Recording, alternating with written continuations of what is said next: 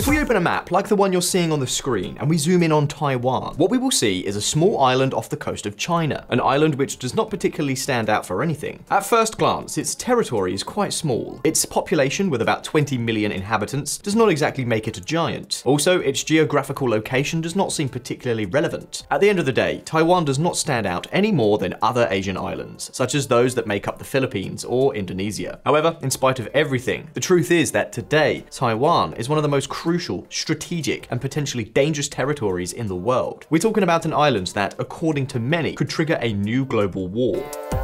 China on the US on collision course for war over Taiwan. Pelosi, former Speaker of the United States House of Representatives' Taiwan visit risks creating greater instability between the US and China. But why on earth is the island of Formosa so important to major powers like China or the US? What is it about this small territory that the mention of a world war even comes up? Well, the answer lies in semiconductors. Semiconductors are the electronic components needed to manufacture computers, airplanes, household appliances, cars, and, in short, any technology we can imagine. While in the 20th century, hundreds of battles were fought to control the supply of oil, today, those battles, or at least the political battles, are fought to control the semiconductor sector. And do you know what? It turns out that Taiwan is the most advanced place in the world in the manufacture of these components. For example, do companies like AMD or Nvidia ring a bell? These are companies dedicated to the sale of processors and graphics cards. Without a doubt, they are true titans in their sectors. And yes, they are US companies. But how would you feel if I told you that AMD and Nvidia products are not manufactured by them, but by a Taiwanese company called TSMC? What's more, you've heard of Apple, right? Recently, Apple has released cell phones and computers with the most powerful, fastest, and most efficient processors on the market. And once again, like AMD or Nvidia, Apple does not manufacture its own processors, but rather they are manufactured by Taiwanese company TSMC. So that's a pretty big deal, right? Well, now let's go on to the most famous chip producer in the world, the American giant Intel. We have all used a computer or cell phone with an Intel processor at some point. In fact, before the Taiwanese TSMC manufactured Apple's processors, Intel was the one who occupied that place. Well, the thing is that in this case, Intel does manufacture its own processors, but it does not manufacture all of them. It turns out that the graphics processor of the American Intel are also manufactured by TSMC in Taiwan. Now, do you realize what all of this means? If China decided to invade Taiwan tomorrow and expropriate companies like TSMC, China could essentially cut off much of the world's supply of advanced semiconductors overnight. In other words, by invading Taiwan, China could virtually put the entire global technology industry on the ropes, thus gaining enormous political power. In fact, it wouldn't even have to invade the island. It would be enough to block its trade with the rest of the world. In any case, the most serious problem of all is that a cut in Taiwan's supply would not only affect the computers and iPhones of its citizens, but would also have a terrible impact on the military and war capabilities of the West. A lot of military weaponry, from ships, tanks, and fighter jets to missiles and drones, require advanced semiconductors that are only produced on this island in Taiwan. And that's something that explains news stories like this. Pentagon ups pressure on Taiwan's TSMC to produce chips in the US. US fears interference from companies' Chinese customers. In short, Taiwan is not the only undisputed leader in the semiconductor sector, but also the entire West is terribly dependent on it. Now, given all this, there is something very surprising that we should pay attention to. How did a remote Asian island become the world's most advanced semiconductor powerhouse? How on earth is it possible that not even the USA or Japan, the cradles of world technology, have been able to match Taiwan in the production of these components? What recipe for success has the island of Formosa followed to be so many steps ahead of the rest of the world? Well, today on Visualeconomik, we will tell you what's behind it all. So let's get started. Let's see. Although today Taiwan is indispensable in the most technologically advanced sectors of the modern economy, in reality, this was not always the case. In fact, until just a few decades ago, Taiwan was a really poor island, a place that had been ravaged by numerous wars and had to be helped economically by Western countries such as the US in the 1950s. At that time, and somewhat like mainland China, Taiwan was a territory with very little industry. Its main activity was agriculture, a sector that did not allow it to advance economically. So, if Taiwan Taiwan wanted to leave poverty behind, it had to change its productive model and start betting on industry. And as we say around here, no sooner said than done. Starting in the 1960s, and thanks to international aid, Taiwan began to develop its industry little by little. In the beginning, Taiwanese factories were engaged in making products that were highly dependent on cheap labor, such as the production of clothing, toys, or accessories. But over time, the Taiwanese government wanted to go a little further. It wanted to promote a more advanced industry, and for this purpose, it supported the arrival of companies such as the well-known Philips, for instance. We're talking about companies that, in many cases, were dedicated precisely to the production of semiconductors. Of course, the first semiconductor factories in Taiwan were quite rudimentary. Basically, they were assembly factories. They did not do any design or fabrication, but simply assembled parts. A bit like someone who has Lego pieces and builds a figure with them. That's it. The point is that this was the seed of the semiconductor industry in the country. However, as you can imagine, something had to happen for those small assembly factories to become the huge technology behemoths they are today. Something must have switched for that impoverished little island to emerge as the kingdom of semiconductors. The question is, what was that something? Well, pay close attention. Semiconductors and Taiwan, an impossible story. By the 1970s, which is when Taiwan began to have those first assembly factories, the island's government realized one thing. It realized, and quite rightly so, that the semiconductor sector could be a great bet for the future, and therefore wanted to boost it even more. Of course, it wasn't as easy as pushing a button and suddenly getting the industry off the ground. Historically, developing the semiconductor industry has proved to be very complicated. The question is, why is developing this sector particularly complicated? Here, we could point out three main difficulties. The first is that the investment required for semiconductors is very, very high. For a company to be competitive, it needs to acquire the most advanced machinery. It needs to face very slow development and production times, even several years. And it also has to invest a lot of money in R&D, with no clear results. To make matters worse, in many cases, these companies also have to pay for licensing millions of dollars of external patents. In other words, it takes a lot, and we're talking truckloads of money. However, beyond the investment, the second difficulty is that companies must hire highly qualified personnel with very good training. Scientists and engineers are often not easy to find, or are simply not available. And finally, the last major difficulty in this business is risk. Semiconductor lifetimes are very short. If a processor or graphics card goes on sale, it is typical that after a couple of years, a new version comes out that is much more powerful than the previous one, making it obsolete. In other words, if a company spends a lot of money and time manufacturing a product, and then something goes wrong, it will not have time to fix it before the product becomes completely obsolete. This makes the semiconductor industry particularly risky. Well, knowing this, and going back to the Taiwan case, I guess you can see why it was not going to be easy for the government to drive the semiconductor industry. In the 1970s, Taiwan was still a rather poor country. Its financial muscle was frankly weak, and getting local companies to invest all of the money required to develop this expensive, unknown, and risky sector seemed doomed to fail. At the same time, Taiwan also had no skilled workers, nor did it have large scientific or technological entities. In fact, until 1968, basic education was not compulsory on the island. So to invest in a sector that required so much knowledge when people could not even read, well, what can I say? It did not seem like the most straightforward of ideas. Nevertheless, they did it. The island managed to get this complicated industry off the ground despite all the difficulties. The real question here is, how did it do it? What policy measures were taken to achieve this goal? Well, the answer can be summed up in three factors: copying, investing, and educating. But let's look at them in order. Don't know how? Imitate the others.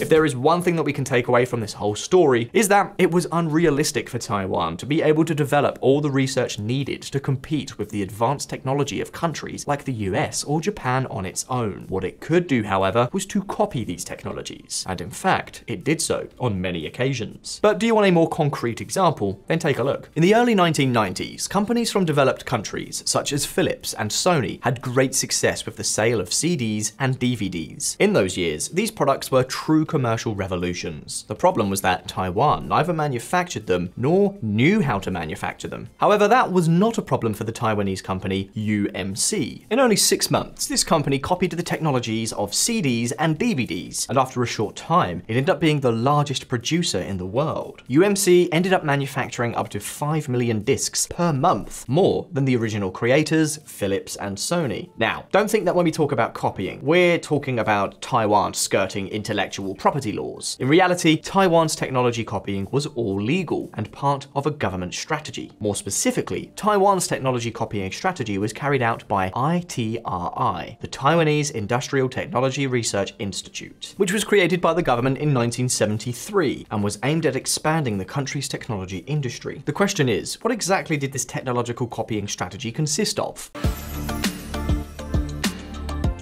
Well, you see, on the one hand, using government money, ITRI bought patent licenses from foreign companies. Thanks to these patents, Taiwanese companies were able to copy the technologies in a completely legal way. Take, for example, the following case. In 1975, ITRI signed an agreement with RCA to license complementary metal oxide semiconductor (CMOS) and negatively doped metal oxide semiconductor (NMOS) process technologies (Tung AC 2001). Taiwan's semiconductor industry, what the state did and did not. Meanwhile, apart from the patents, ITRI also managed to adopt the technology of foreign companies by collaborating with them. For example, through ITRI, companies such as Intel or Motorola negotiated with Taiwanese companies to outsource part of their production to them. This is something that allowed them to save costs, as Taiwanese labor was very cheap. But in return, Taiwanese companies were able to access the most advanced technology and learn a great deal from these companies, Intel and Motorola, without having to spend huge amounts of money on research. However, apart from buying patents or reaching agreements with foreign multinationals, another thing ITRI did was to help local companies develop their own scientific research. For example, in the early years of the industry in Taiwan, companies had to test their products manually. This was a very time-consuming and expensive process, which damaged their competitiveness. So, what was the solution? The solution was that this institute financed and developed expensive computerized testing tools. That is, computer-based tests instead of manual ones. Faster tests, which considerably increased the productivity of companies. Well, in that capacity alone, ITRI was something like the shared research center for Taiwan's technology companies, a center that supported and reduced costs for companies. It was in fact the main source of in-house research in Taiwan until the mid-1990s. In short, we could say that the Taiwanese Industrial Technology Research Institute was responsible for bringing foreign technology into the country, and to a certain extent, also for creating its own technology. Be that as it may, Taiwan's recipe for success did not stop there. If Taiwan wanted to become a superpower, it needed to do more than just copy foreign technology. It needed to create its own companies capable of adapting, improving, and exploiting that technology. And Visualeconomik viewers, it was right here where the second phase of the country's enormous technological development came into play. Listen up. The new FORMOSA cluster. As we said earlier, the semiconductor sector is very expensive and involves taking on a lot of risk. So why is that a problem? The problem is that this enormous risk means that many investors who could invest in the business simply do not do so. Of course, the Taiwanese government was fully aware of this problem, and to solve it, it implemented two measures that worked perfectly. The first of these consisted in the creation of science parks, where technology companies could establish themselves with practically no taxes, without facing harsh regulations, and where they could take advantage of infrastructure adapted to their activity. To give you an idea, during the 90s, which was the greatest period of expansion of the industry, companies in this sector barely paid 1.5% tax on their profits, while in other countries they typically paid around 20%. The second measure consisted of providing public capital to companies that wanted to start a new business. Basically, the government invested money out of its own pocket in order to become a co-owner of the new private companies, thus bearing much of the cost of the investment and reducing some of the investors' risks. But let me give you a concrete example. Do you remember TSMC, the company that manufactures processors for Apple and AMD? This company was established in 1987, and 48% of the investment was made by the Taiwanese government through ITRI. In this way, and together with the technological copying strategy just explained, Taiwan was able to solve two of its major problems: lack of investment and lack of advanced technology. However, there was still one last major drawback to be solved: the labor issue.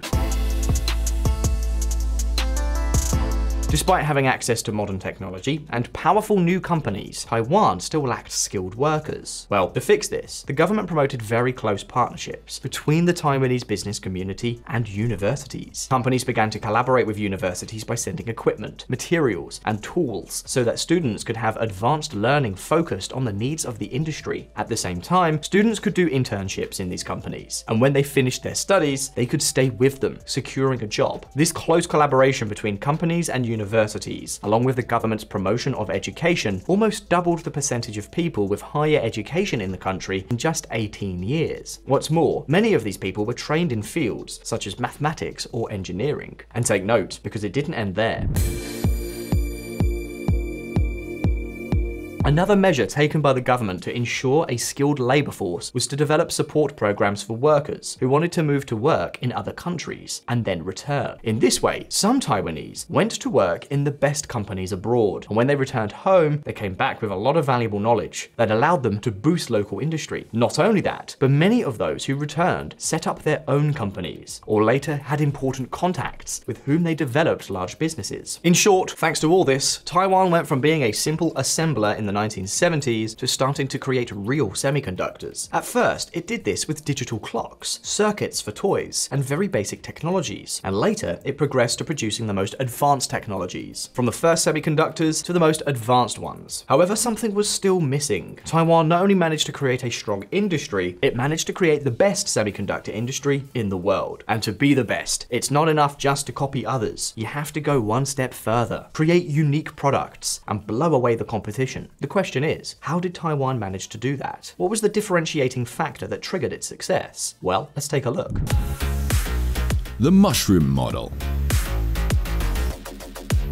You see, back in the 1980s and early 1990s, which is when Taiwan had already managed to establish its industry, the global technology market was dominated by companies known as integrated device manufacturers, or IDMs. IDM companies were companies like Intel and Samsung, and were characterized by producing semiconductors from start to finish. In other words, the IDMs designed the products, manufactured them, and marketed them. Basically, they had an integrated production process from start to finish. Over time, and with the advancing worldwide demand for electronic devices, these companies encountered several problems. And you see, being companies that produced everything, they had difficulties adapting their ways of working to different designs and new market trends. Let's just say that due to their production structure, they were very rigid. This is something that, in part, was solved by the creation of companies dedicated exclusively to semiconductor design. These companies would pass their designs to the IDMs, and the IDMs would manufacture them.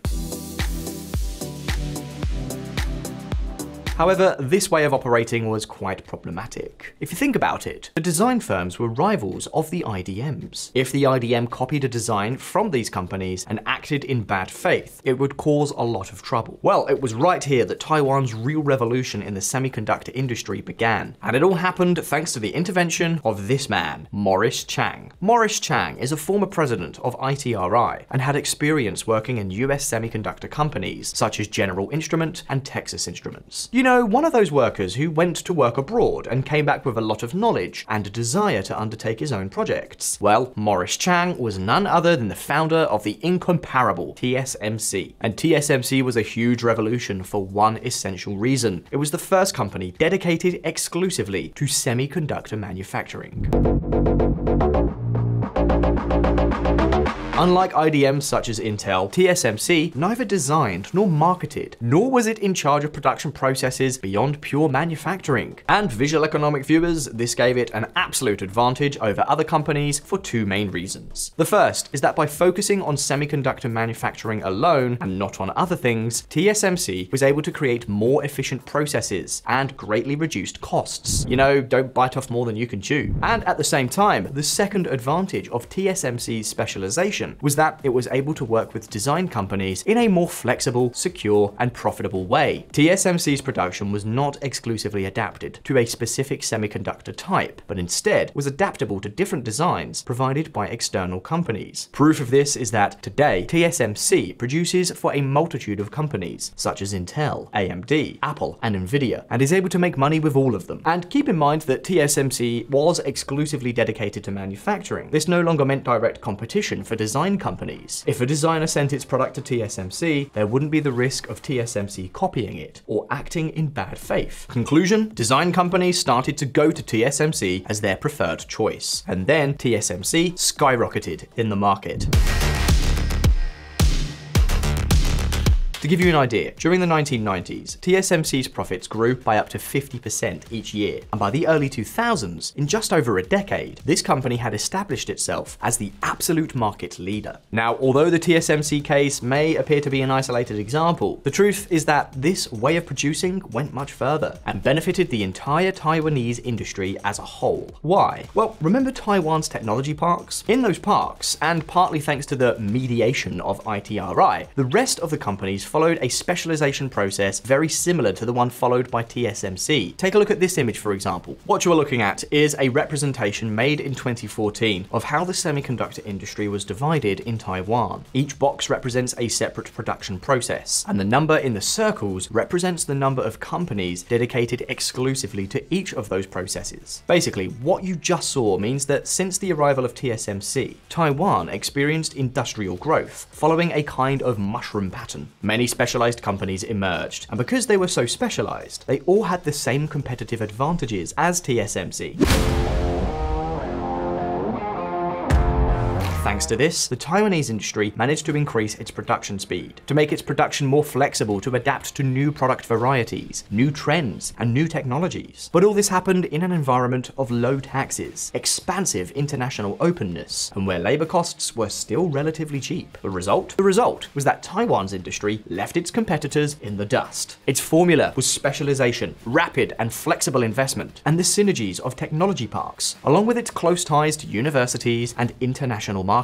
By the year 2000, and barely a decade after the arrival of TSMC, Taiwan had dramatically multiplied the revenues generated by this sector, and its two main companies, TSMC and UMC, established themselves as major global players in patenting. Be that as it may, and at this point, it is now your turn. What do you think of Taiwan's semiconductor success story? Do you think it is a strategy that could be replicated in other countries? What does the geopolitical future hold for the island of Formosa? You can leave me your answers in the comments, and as always, don't forget that here on Visualeconomik, we release new videos every week. So subscribe to this channel, hit the little bell so you do not miss any of our updates. And if you like the video, like it, and I'll see you in the next one. All the best, see you next time.